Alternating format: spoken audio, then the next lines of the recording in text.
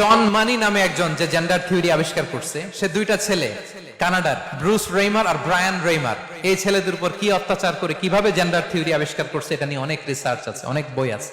এই দুই ভাই তাদের দেহের উপর এরকম অত্যাচার করার কারণে ছেলেগুলো একবার মেয়ে বানাইছে, আবার ছেলে বানাইছে, সর্বশেষে এই দুই ভাই আত্মহত্যা করছে। তাদের রক্তের উপর দাঁড়িয়ে আছে এই বিষাক্ত জেন্ডার থিওরি। তাই এই জেন্ডার থিওরির সাথে আমাদের কোনো সম্পর্ক, এই ট্রান্সজেন্ডারিজমকে আমরা কি বলবো? আওয়াজ করে বলেন নো।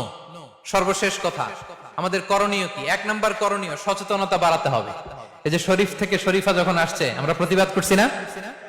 প্রতিবাদ করতে হবে। দুই নাম্বার, সন্তানকে নৈতিক শিক্ষায় শিক্ষিত করে তুলতে হবে। প্রিয় ভাই এবং বোনেরা, নৈতিক শিক্ষা, মানবিক শিক্ষা, নৈতিকতা, মূল্যবোধ শিখাইতে হবে। If you teach your children 3 arts,